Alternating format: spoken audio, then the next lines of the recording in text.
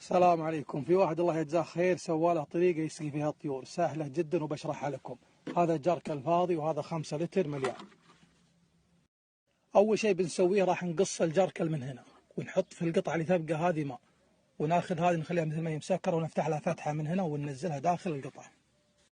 وهذه يا إخوان الطريقة السهلة. هذا السطل اللي قبل شوي قصيناه وهذه الفتحة.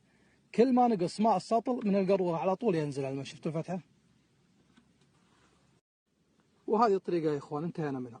ولا تنسون حديث النبي صلى الله عليه وسلم: في كل كبد رطب هجر. حطوها في ظلال عشان الطيور تستظل وتشرب ولا يحتر الماء.